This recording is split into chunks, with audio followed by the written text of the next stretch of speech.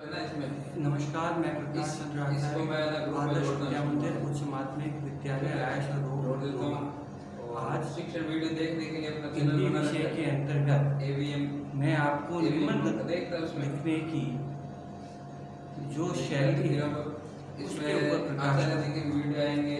आमतौर पर अधिकांश भैया जब प्रश्न पत्र हल करके आते हैं तो कहते हैं भैया जी पत्र में मेरी कोई गलती नहीं और निबंध में कोई गलती नहीं। इस प्रकार से निबंध और पत्र जो है मेरे 100% सही है, 100% सही है। लेकिन जब हम उनको प्रावधान सुनाते हैं तो वे उदास हो जाते हैं और भावुक होकर के कहने लगते हैं कि आपने उत्तर पुस्तिका जांच सही नहीं। और जैसे ही हम उनको उत्तर पुस्तिका यानी कॉपी दिखाते हैं तो वो कहते हैं भैया जी इतनी सी गलती, भैया जी इतनी सी गलती। और वही गलतियाँ कालांश में हम उन्हें विशेष रूप से समझाते हैं, लेकिन उस समय वो उनको नज़रअंदाज कर देते हैं। प्राप्तांक कम आते हैं, नंबर कम आते हैं, तब जाकर के वो समझते हैं, तब तक समय जा चुका होता है। आज के इस कालांश में निबंध लिखने की कला क्या है? निबंध लिखने की कला विषय के ऊपर मैं आपको समझाने जा रहा हूँ। देखिए भैया, बाकी हर बात सही है, लेकिन व्याकरण एक ऐसा विषय है जिसमें हमें समझना पड़ता है, रटना नहीं पड़ता। सामाजिक या अन्य विषय की तरह केवल हमें समझना आवश्यक है और हम अपने विचारों के द्वारा कुछ बहुत ही अच्छा निबंध हम लिख सकते हैं। जैसे आज हम दीपावली का निबंध लेंगे। सबसे पहले हम निबंध लिखते समय एक निबंध लेंगे, कौन सा? राष्ट्रीय पर्व। ठीक है, राष्ट्रीय पर्व मंगा लेना पिताजी से। नंबर स्वतंत्रता दिवस,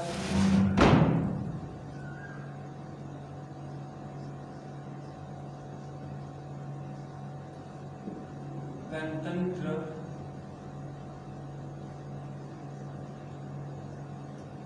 दिवस।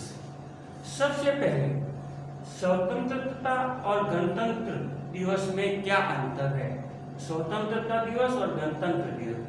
स्व प्लस तंत्र, स्वतंत्रता जो है स्व प्लस तंत्र बराबर स्वतंत्र।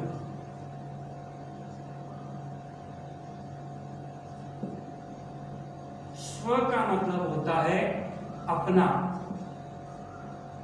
यानी स्वयं का। तंत्र मतलब शासन। स्वतंत्र अर्थात अपना शासन। गण प्लस तंत्र, गण मतलब लोग प्लस शासन, ये अर्थात जनता का, जनता के लिए शासन, यानी जनता का, या यूं भी कह सकते हैं जनता का शासन। सबसे पहले हमें पता होना चाहिए कि राष्ट्रीय पर्व कौन से होते हैं। स्वतंत्रता दिवस और गणतंत्र दिवस। स्वतंत्रता दिवस का मतलब होता है स्व मतलब अपना यानी स्वयं का, तंत्र मतलब शासन, गणतंत्र मतलब गण मतलब लोग, तंत्र मतलब शासन अर्थात जनता का शासन। उसके बाद में स्वतंत्रता दिवस कब मनाया जाता है? स्वतंत्रता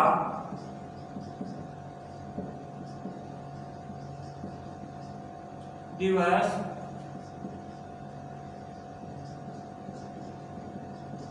15 अगस्त और गणतंत्र दिवस 26 जनवरी।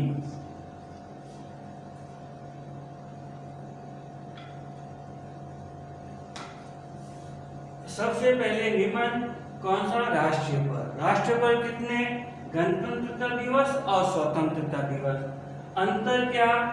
स्वतंत्रता स्व प्लस तंत्र से, गणतंत्र मतलब गण प्लस तंत्र। स्वतंत्रता दिवस का मतलब होता है स्वयं का शासन, गणतंत्रता यानी गणतंत्र का मतलब जनता का शासन। स्वतंत्रता दिवस कब मनाया जाता है? 15 अगस्त।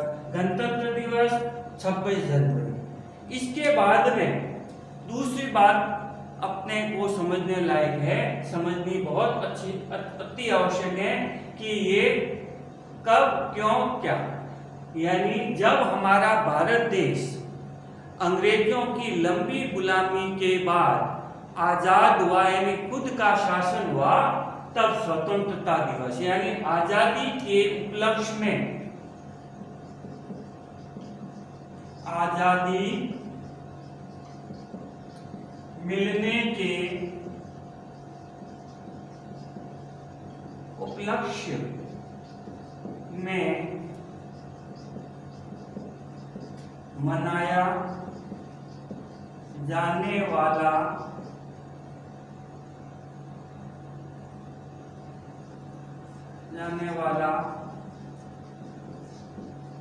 राष्ट्रीय पर्व इज इक्वल टू स्वतंत्रता दिवस। एक दूसरा,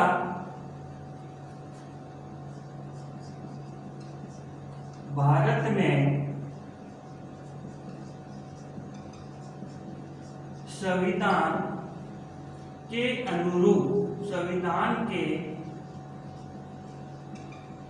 अनुरूप, अनुरूप का मतलब है अनुसार, इसके आदेशानुसार, इसकी जैसे लिखा गया उसी के अनुसार, आदेशानुसार भारत में संविधान के अनुसार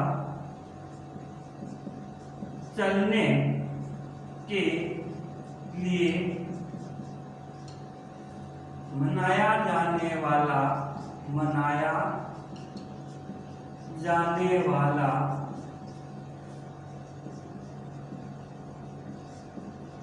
राष्ट्रीय पर्व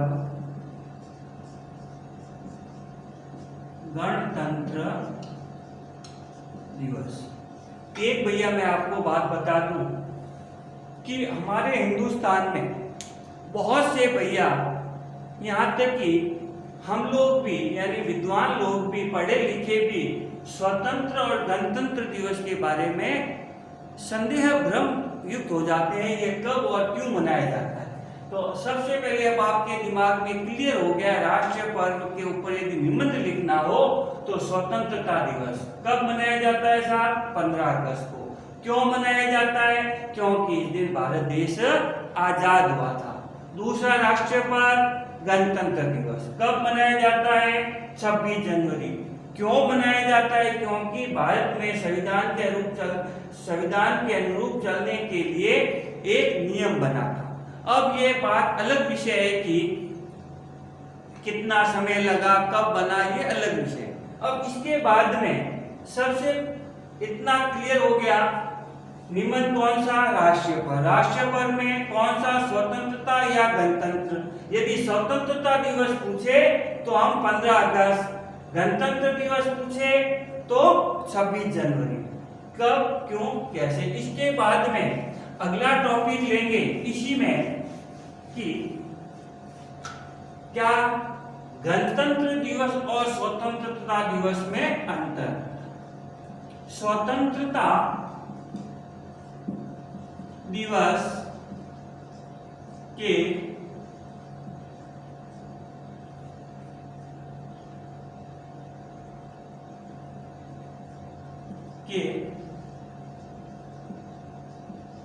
अवसर पर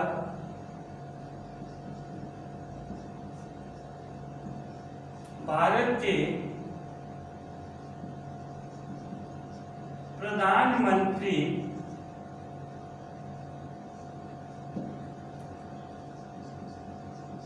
लाल किला कहां पर है? राजधानी दिल्ली। प्रधानमंत्री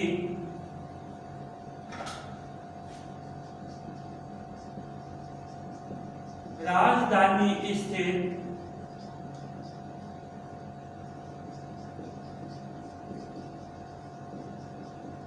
लाल किले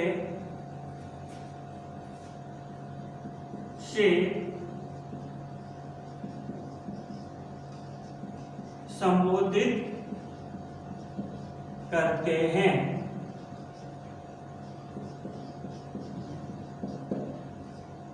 गणतंत्र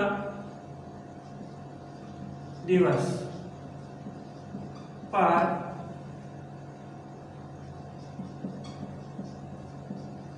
भारत के प्रथम, अब बताइए भैया, भारत का प्रथम नागरिक कौन होता है?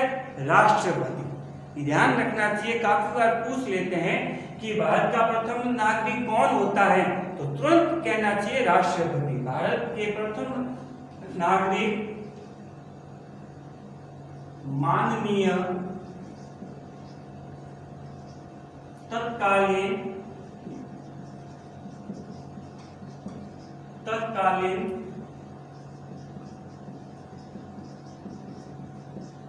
राष्ट्रपति राजधानी स्थित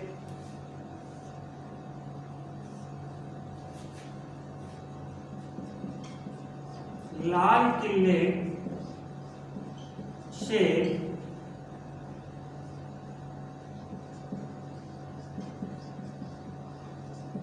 संबोधित करते हैं। देखिए भैया, मैं यहाँ पर आपको राष्ट्रीय पर्व कितने वो बता दिया, कब मनाया जाता है वो बता दिया, क्यों मनाया जाता है वो बता दिया। उसके बाद में बता दिया कि स्वतंत्रता दिवस और गणतंत्र दिवस के ऊपर कौन व्यक्ति कहां पर किसको संबोधन करते हैं। तो ये ध्यान रखना है कि स्वतंत्रता दिवस के शुभ अवसर पर प्रधानमंत्री राजधानी स्थित लाल किले से संबोधन करते हैं। गणतंत्र दिवस के अवसर पर भारत के प्रथम नागरिक कौन होते हैं? राष्ट्रपति। वो भी कहां से संबोधन करते हैं?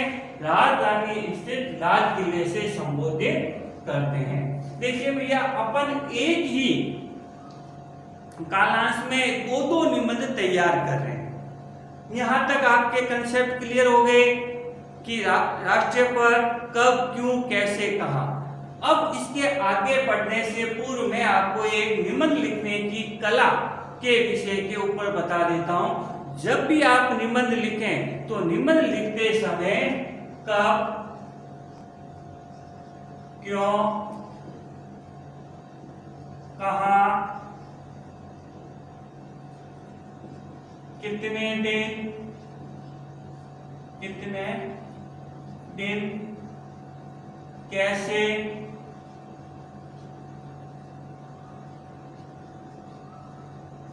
आदि प्रश्नों के उत्तर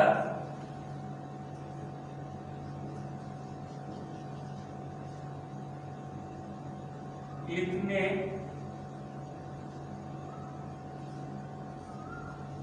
चाहिए।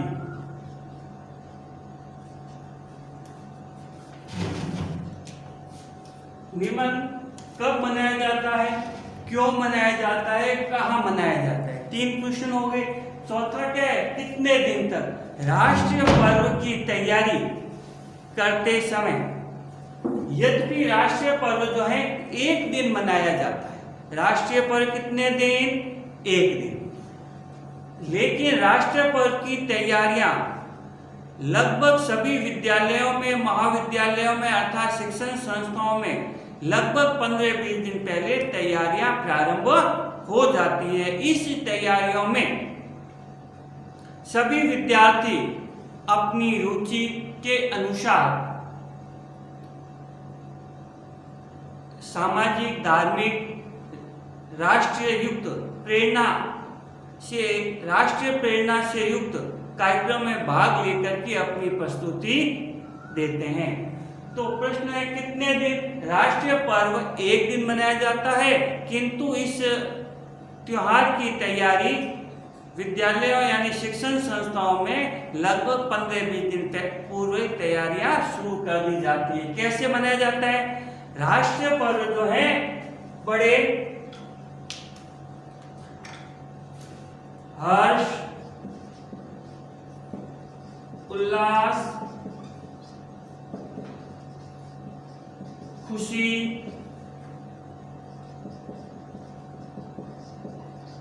राष्ट्रीय प्रेम के साथ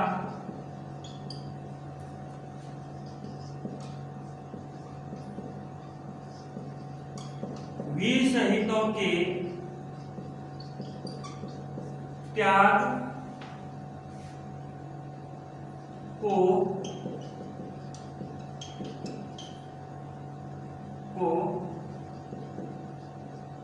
याद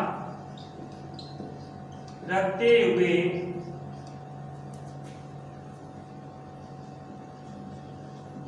उनके बलिदान,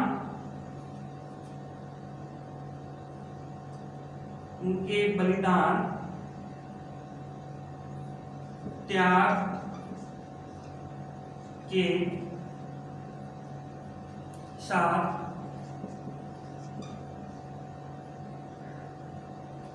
त्याग की भावना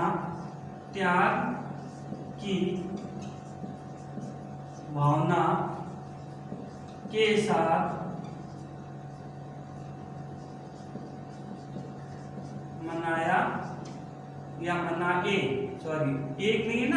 मनाए जाते हैं। अब देखिए, मैं केवल बोल रहा हूं, आपको केवल सुनना है। अब आपके सामने लगभग 8 नंबर या 7 नंबर का ये अंक आते हैं, 7 अंक। इसमें क्या लिखना है? राष्ट्रीय पर्व के ऊपर निबंध लिखिए। तो आपके दिमाग में होना चाहिए राष्ट्रीय पर्व 2, कौन से? स्वतंत्रता दिवस और गणतंत्र दिवस। अब मान लीजिए आपसे पूछ लिया स्वतंत्रता दिवस के ऊपर निबंध लिखिए, तो लिखना प्रस्तावना कैसे लिखते हैं? क्या लिखवा रहा हूं अब मैं आपके सामने?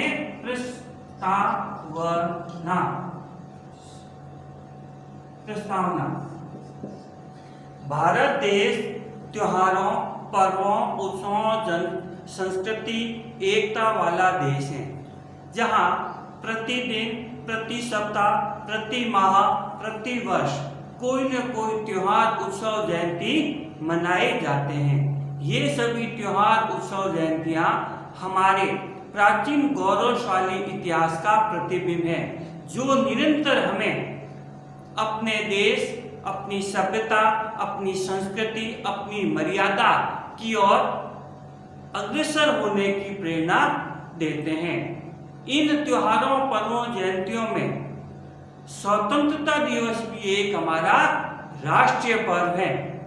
यद्यपि इनके अलावा धार्मिक, सामाजिक त्योहार भी होते हैं, किंतु यहाँ पर हम राष्ट्रीय पर्व स्वतंत्रता दिवस के ऊपर चर्चा करें। जैसा मैं कह रहा हूँ, आपको उत्तर पुस्तिका यानी कॉपी में ऐसा लिखना है, स्वतंत्रता दिवस हमारा राष्ट्रीय पर्व है, जो प्रतिवर्ष 15 अगस्त को मनाया जाता है। कब मनाया जाता है साहब? 15 अगस्त। 15 अगस्त को मनाया जाता है राष्ट्रीय पर्व। 15 अगस्त 1947 को हमारा देश आजाद हुआ था। हमारा देश आजाद कब हुआ था? 15 अगस्त 1947 को आजाद हुआ था। उसी दिन से आज तक हम स्वतंत्रता दिवस मनाते आ रहे हैं। ये तो हो गया प्रस्तावना। अब उसके बाद में कब, क्यों, कहां, कैसे, तो अब आपको लिखना है भारत में स्वतंत्रता दिवस की तैयारियां। अब देखो भैया, एक बात मैं आपको स्पष्ट बता दूं कि निबंध में पूर्व के कालांश में भी मैंने आपको बताया था कि निबंध में जो है हमें कोई भी बात आगे पीछे ऊपर नीचे कभी भी लिख सकते हैं, लेकिन प्रस्तावना में यह अति आवश्यक है। इसके साथ में स्वतंत्र दिवस के उपलक्ष्य पर भारत के प्रधानमंत्री जो हैं वह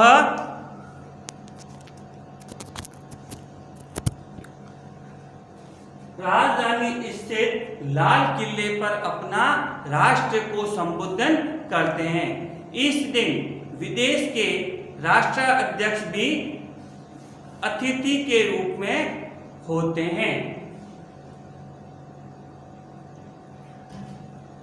इस दिन की तैयारियां जो पूरी मैदान के अनिष्ट 21 मिनट बढ़िया है। कोई बात। नमस्कार भाइयों बहनों, पूर्व की जो कक्षा थी, कालांश था, उसमें अपन ने राष्ट्रीय पर्व के ऊपर निबंध पर चर्चा की थी। हम यहाँ पर समय का सदुपयोग करते हुए आपसे यदि निबंध पूछा जाए परीक्षा में, वार्षिक या अर्धवार्षिक परीक्षा में, तो निबंध आता है राष्ट्रीय पर्व। तो आपके दिमाग में ये प्रश्न उठता होगा कि राष्ट्रीय पर्व में कौन सा लिखना है, गणतंत्र दिवस या स्वतंत्रता दिवस। तो अधिकांश प्रश्न पत्र में स्पष्ट लिखा हुआ होता है राष्ट्रीय पर्व गणतंत्र दिवस या स्वतंत्रता दिवस। तो इस कालांश में मैं आपको एक ही समय में दोनों निबंध एक साथ समझा रहा हूँ, जिसमें प्रस्तावना एक होती है, लेकिन अंतर जो है वो आपको बता रहा हूँ। तो सबसे पहले जो निबंध है वो कक्षा 6 से 7 तक है, पूर्व कालांश में भी बताया। आज राष्ट्रीय पर्व कितने होते हैं? 2, स्वतंत्रता दिवस और गणतंत्र दिवस। पूर्व की कालांश में आपको स्व प्लस तंत्र का अर्थ बताया, गण प्लस तंत्र का अर्थ बताया। स्व मतलब अपना, स्व का मतलब क्या होता है? अपना शासन, स्व और तंत्र। गणतंत्र का तो हो गया, गण मतलब जनता का, लोगों का, लोग यानी जनता, तंत्र मतलब शासन यानी जनता का शासन, और ये है अपना शासन। अब प्रश्न उठता है कि यह कब मनाया जाता है और यह कब मनाया जाता है। स्वतंत्रता दिवस यानी खुद का शासन। आप और हम भली भांति जानते हैं कि भारत 1947 से पहले एक पूर्ण स्वराज्य था, निश्चित भूभाग था, निश्चित जनसंख्या थी, लेकिन संप्रभुता के अभाव में, क्या शब्द बताया है? संप्रभुता के अभाव में जो है वह खुद का शासन नहीं था। भारत जो है लंबे समय तक अंग्रेजों के अधीन रहा। लेकिन कब तक? 15 अगस्त 1947 के बाद से, यानी 15 अगस्त 1947 से पहले भारत जो था वह अंग्रेजों के अधीन, उससे पहले अन्य जातियों के अधीन था। और गणतंत्र दिवस क्यों मनाया जाता है? यह लोगों का शासन है, जनता का अपनों के लिए जो शासन है वो गणतंत्र दिवस है। गणतंत्र दिवस कब से? 26 जनवरी 1950 से। सबसे पहले अब आपके क्लियर हो गया, स्पष्ट हो गया, स्वतंत्र मतलब अपना शासन, गणतंत्र मतलब लोगों का शासन, दूसरे लोगों का नहीं, अपने लोगों का, अपने लिए, अपनों के लिए जो शासन होता है उसको गणतंत्र दिवस कहते हैं। यह स्वतंत्र दिवस कब मनाते हैं? 15 अगस्त को। गणतंत्र दिवस कब मनाते हैं? 26 जनवरी। स्वतंत्र दिवस कब से मनाना प्रारंभ किया? 15 अगस्त 1947 से। गणतंत्र दिवस कब मनाना शुरू किया? 26 जनवरी 1950 से। अब प्रश्न उठता है इससे पहले क्यों नहीं? क्योंकि इससे पहले अपना शासन नहीं था। गणतंत्र दिवस 1950 से पहले क्यों नहीं? गणतंत्र दिवस 1950 से पहले इसलिए नहीं क्योंकि भारतीय लोगों का स्वयं का शासन नहीं था, संविधान नहीं था। 1927 से पहले खुद का शासन खुद पर नहीं था, इसलिए वह स्वतंत्र दिवस नहीं मनाते। अंतर, अब अंतर क्या है? स्वतंत्रता दिवस और गणतंत्र दिवस दोनों अवसरों पर जो है राजधानी स्थित लाल किले से जो है विचार प्रस्तुति की जाती हैं। अब विचार प्रस्तुतियां देश को संबोधन करने में स्वतंत्रता दिवस के दिन जो है प्रधानमंत्री संबोधन करते हैं और गणतंत्र दिवस के दिन राष्ट्रपति को हम भारत का प्रथम नागरिक भी कह सकते हैं। देखिए भैया, मुझे एक इस संबंध में बात याद आ गई कि जब मैं बीए प्रथम वर्ष में था तो राजनीति विज्ञान का एक प्रश्न आया था, लोकतंत्र किसे कहते हैं समझाइए। जबकि पाठ्य पुस्तकों में लोकतंत्र की जगह अन्य नाम दिया था। भैया जो थे, विद्यार्थी जो थे, वो भ्रमित हो गए। तो आपको ध्यान होना चाहिए, राष्ट्रपति जो होता है भारत का प्रथम नागरिक होता है। एक बात मैं आपको सामाजिक की और बता दूं कि राष्ट्रपति जो होता है अपने आप में पूर्ण सभी शक्तियों का मालिक होता है। तीनों सेनाओं का अध्यक्ष भी कौन होता है? राष्ट्रपति होता है। राष्ट्रपति की आज्ञा के बिना देश में कुछ भी नहीं होता। किंतु परंतु मगर बट राष्ट्रपति, मैंने अभी आपको बताया कि राष्ट्रपति के हस्ताक्षर के अभाव में कोई भी काम पूर्ण नहीं माना जाता। लेकिन संसद के दोनों अंग, कौन से अंग?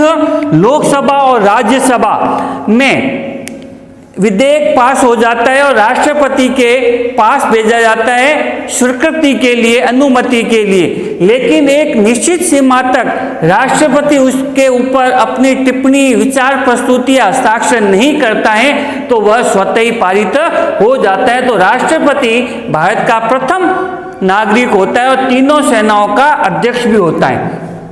स्वतंत्रता दिवस के उपलक्ष्य पर प्रधानमंत्री जो है राजधानी स्थित लाल किले से संबोधन करते हैं, जबकि गणतंत्र दिवस के ऊपर राष्ट्रपति जो है राजधानी स्थित लाल किले से संबोधन करते हैं। अंतर क्या है? गणतंत्र दिवस पर राष्ट्रपति और स्वतंत्रता दिवस पर प्रधानमंत्री। फिर समानता क्या है? दोनों राष्ट्रीय पर्वों पर अन्य देशों के सैन्य अध्यक्ष, जिसको हम आमंत्रित करते हैं या जिन देशों से हमारे संबंध मधुर रहे हैं, वह स्वेच्छा से भी हमारे देश में आ सकते हैं। जैसा कि आप वर्तमान में देखते हैं कि प्राचीन काल से लेकर आज तक रूस से हमारे बहुत मधुर संबंध रहे हैं। वर्तमान में चीन से जो हमारा विवाद चल रहा है, उस विवाद में सबसे पहले सर्वाधिक जो सहायता की थी वह है रूस। तो अन्य देशों के सैन्य अध्यक्ष भी हमारे इस राष्ट्र पर संबोधन भी करते हैं और उपस्थित भी होते हैं और गणमान्य भी होते हैं। तीनों सेनाओं के प्रमुख होते हैं। अब आप कहोगे भैया जी तीनों सेनाएं कौन कौन सी? जल, थल और वायु सेना के अध्यक्ष होते हैं, वो उपस्थित होते हैं। इसके अलावा तीनों सेनाओं की टुकड़ियां भी अपनी शक्ति का प्रदर्शन करते हैं। अब आपको कल की बातें मैं पुनरावृत्ति करते हुए बताता हूं कि राष्ट्रीय पर्व के ऊपर निबंध कैसे लिखा जाता है। निबंध लिखते समय सर्वप्रथम हमें प्रस्तावना लिखना होता है। प्रस्तावना का मतलब होता है गागर में सागर भरना, अर्थात बहुत ही कम शब्दों में बहुत अधिक लिख देना, यानी एग्जामिनर को यानी अध्यापक जी को समझा देना। देखिए भैया, कोई भी निबंध आ जाए राष्ट्रीय पर्व के संबंध में या अन्य पर्वों के संबंध में, जो मैं अभी प्रस्तावना बोल रहा हूं वह सभी में 5 लाइनें ये सुनिश्चित है, इसमें बदलाव नहीं है। कैसा भी आ जाए, राष्ट्रीय पर्व आ जाए, सामाजिक,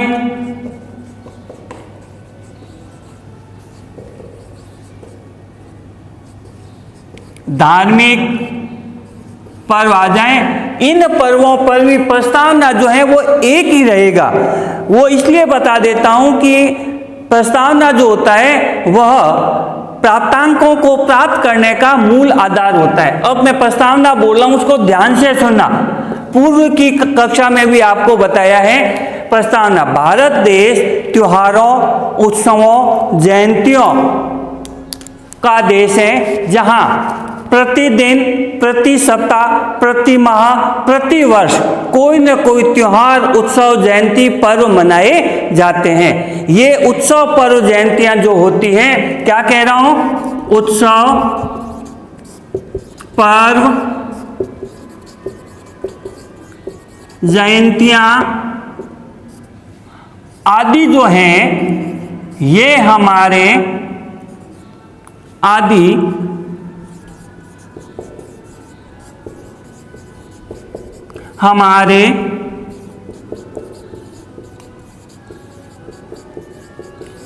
गौरवशाली अतीत का दर्पण है। दर्पण का मतलब होता है कांच, शीशा, यानी इसमें हम देख करके हम अपने प्राचीन गौरव को समझ सकते हैं।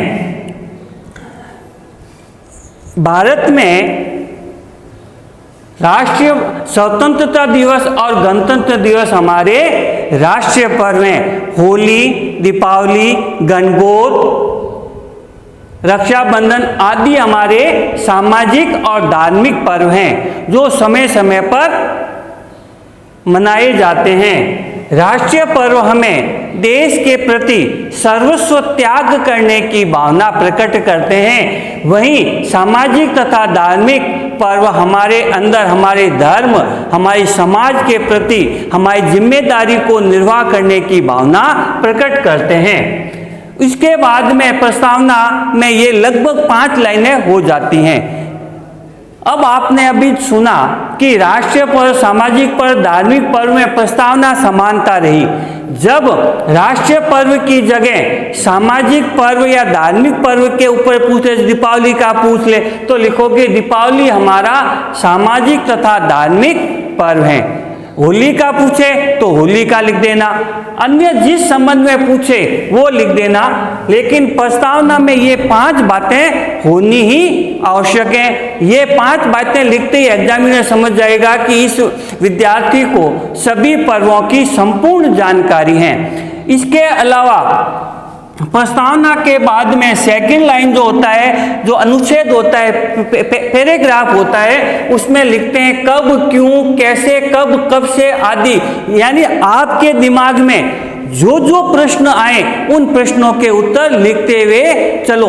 मान लीजिए आपके दिमाग में कोई प्रश्न आ गया कि यह कब है, लेकिन उसका उत्तर आपको नहीं मालूम, तो हमें क्या करना चाहिए, उस प्रश्न को दिमाग में रखना चाहिए, दूसरा प्रश्न ला करके उसका उत्तर लिख देना चाहिए। लेकिन इसका मतलब ये नहीं कि आप प्रश्न भी लिखो, जो आपके मन में प्रश्न आता है उसके संबंध में बातें लिख दिए। तो अपन चले अभी स्वतंत्रता दिवस कब, स्वतंत्रता दिवस जो है 15 अगस्त को मनाया जाता है। क्यों मनाया जाता है? क्योंकि इस दिन हमारा भारत देश आजाद हुआ था। कब से मनाया जा रहा है? यह 15 अगस्त 1947 से मनाया जा रहा है। कैसे मनाया जाता है? राष्ट्रीय पर्व बड़े हर्ष, खुशी, उमंग, राष्ट्रीय भावना के साथ साथ वीर शहीदों के त्याग, बलिदान को याद रखते हुए मनाया जाता है। कब मनाया जाता है और किसकी स्मृति में कब मनाया जाता है? 15 अगस्त को प्रातःकाल मनाया जाता है। किसकी स्मृति में? भारत देश के आजाद होने की स्मृति। स्मृति का मतलब होता है याद। और किसकी याद करते हैं? इस दिन हम हमारे भारत देश के असंख्य नींव की ईंट, जिसको हम कह सकते हैं, उनके बलिदान को याद करते हुए यह पर्व मनाते आते हैं। समय कब होता है? प्रातःकाल। मनाने का ढंग कैसा होता है? राष्ट्रीय भावना, देश प्रेम, सकारात्मक सोच, राष्ट्रीय भावना के साथ परस्पर अपनत्व के भाव से। उद्देश्य क्या होता है इसका? उद्देश्य यह है कौन सा स्वतंत्रता दिवस और गणतंत्र दिवस मनाने का उद्देश्य है कि जिस प्रकार से हमारे भारत के नौजवानों ने अपना सर्वस्व बलिदान कर देश के आज़ादी में अपना सब कुछ गवा दिया, बिना कुछ चाह के, बिना कुछ लेने के बदले में। नहीं तो आज का मानव जो है बड़ा स्वार्थी है। हम मंदिर भी जाते हैं तो परमपिता परमेश्वर से कुछ मांगते हैं, ठीक है ना। तो किस उद्देश्य से? स्वतंत्रता, देश के प्रति कर्तव्य निभाने की भावना के साथ। प्रेरणा क्या मिलती है? जिस प्रकार से असंख्य लोगों ने भारत के लिए किया, ठीक वैसे ही हम भी अपने भारत देश के लिए कुछ करें। इसके साथ साथ हम और क्या लिखेंगे? मनाने का तरीका, समय, ये जैसे आपके दिमाग में आता है आप वैसे कर सकते हैं। अब तरीका क्या है? समय क्या है? यद्यपि राष्ट्रीय पर्व जो होते हैं या कोई भी त्योहार होते हैं, कोई भी पर्व होते हैं, वह एक दिन का होता है। केवल धार्मिक और सामाजिक में जो है दीपावली जो है वो 5 दिन तक, होली जो है वह 3 दिन तक चलता है। लेकिन राष्ट्रीय पर्व जो है वह 1 दिन का होता है। 1 दिन का अवश्य होता है, लेकिन राष्ट्रीय पर्व की तैयारी में सभी शिक्षण संस्थाओं में 3 दिन की जगह 15 से 20 दिन पूर्व तैयारियां प्रारंभ हो जाती हैं। प्रत्येक विद्यालय, महाविद्यालय, विश्वविद्यालय अर्थात शिक्षण संस्थाओं में राष्ट्रीय पर्व के मनाने के पीछे उसके उद्देश्य को स्पष्ट करते हुए उसकी तैयारियां करते हैं। सभी विद्यार्थी जो हैं वह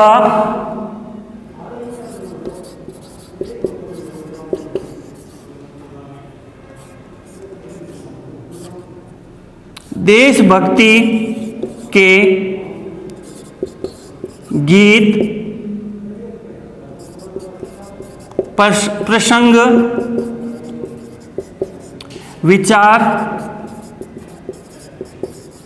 प्रस्तुति करते हुए अपने विचारों के द्वारा, अपनी सोच के द्वारा, अपनी शक्ति के द्वारा विश्व को यह प्रेरणा देते हैं कि भारत के जो नागरिक हैं, भारत के जो युवा हैं, वह प्राचीन भगत सिंह, लाला लाजपत राय, लाल बाल पाल, चंद्रशेखर आजाद आदि लोगों की बातें आज भी भारतीय जो युवा हैं वह देश के लिए मर मिटने की प्रेरणा ले चुके हैं। वो मर मिटते हैं देश के लिए। जिस प्रकार से आपको मैं एक बात बता दूं कि पिछली दीपावली से पहले भारत और चीन के बीच में कुछ मतभेद हो गए थे। चीन ने अपनी कूटनीति से भारत को दबाना चाहा, तो भारत के युवाओं ने, क्या कह रहा हूं ध्यान से सुनिए, भारत के युवाओं ने चीनी उत्पादन का विरोध किया। चीनी उत्पादन का प्रयोग कम या बंद कर दिया। परिणाम स्वरूप क्या हुआ? चीन की अर्थव्यवस्था बिगड़ गई। उसी प्रकार से भारत के जो युवा हैं इस स्वतंत्रता दिवस या गणतंत्र दिवस अर्थात राष्ट्रीय पर्व के ऊपर अपनी विचार प्रस्तुति कर विश्व के प्रत्येक देशों को यह शिक्षा देते हैं कि हम अपने देश के लिए कुछ भी कर सकते हैं।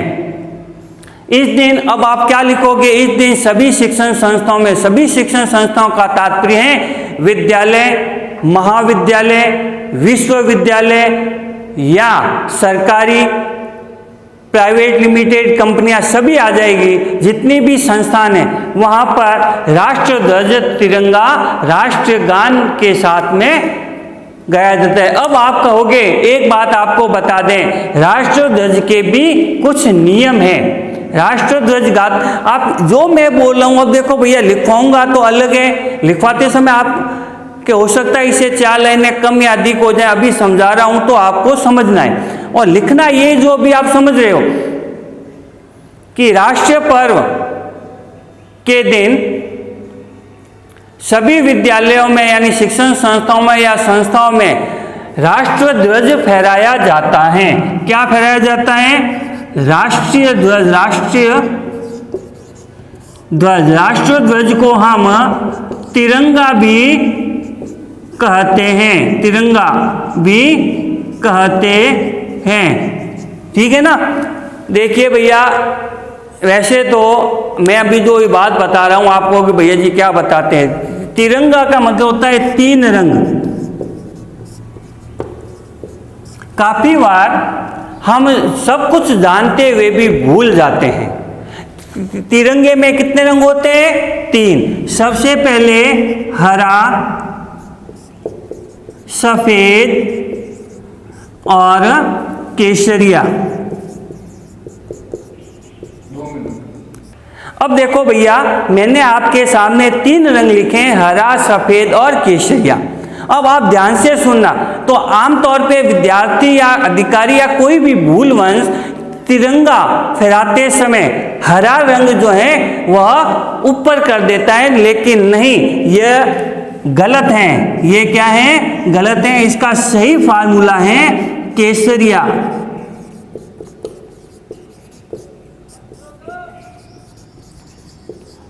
सफेद और हरा। यानी राष्ट्र ध्वज में सबसे ऊपर कौन सा रंग होता है? केसरिया। क्यों होता है वो भी बताऊंगा। सफेद रंग, फिर बीच में सफेद और सबसे बाद में हरा। केसरिया रंग जो है हमारे अंदर राष्ट्रीय भावना ऐसा जगाने की प्रेरणा देता है। ऐसा कहा जाता है कि प्राचीन काल में जब भारत देश के राजा जो थे वो युद्ध में जाते थे, तो अंतिम समय में जब करो या मरो की स्थिति आ जाती थी तो केसरिया बांधना पहन के जाते थे। विशेष रूप से हमारे राजस्थान में केसरिया जो है वह त्याग की भावना का प्रतीक है, अर्थात देश के लिए त्याग का। सफेद रंग किसका प्रतीक है? शांति का। सफेद जो होता है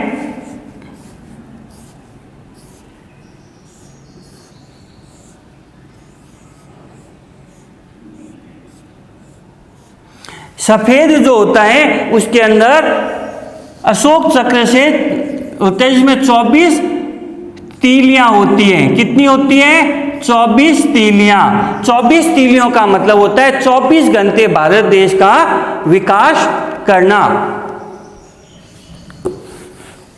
उसके बाद में हरा। हरा रंग जो है हमारी प्रगति का, प्रगति यानी विकास। ये किसका है? शांति। और ये किसका प्रतीक है? त्याग का। इस प्रकार से आप राष्ट्रीय पर्व के ऊपर यह लिख सकते हैं। राष्ट्रीय पर्व गणतंत्र दिवस और स्वतंत्रता दिवस समान है, केवल अंतर है तो एक ये 2 अंतर, उसके अलावा कुछ भी अंतर नहीं है।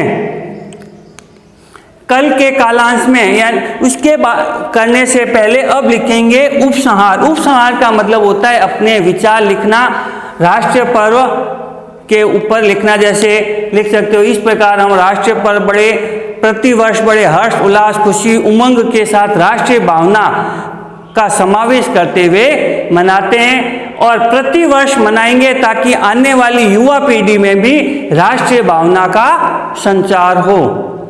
कल के कालांश में पुनः इसी के ऊपर मैं आपसे चर्चा करूंगा। आपको कोई समझ में नहीं आया तो कल आप पूछना, अन्यथा मैं आपसे पूछूंगा।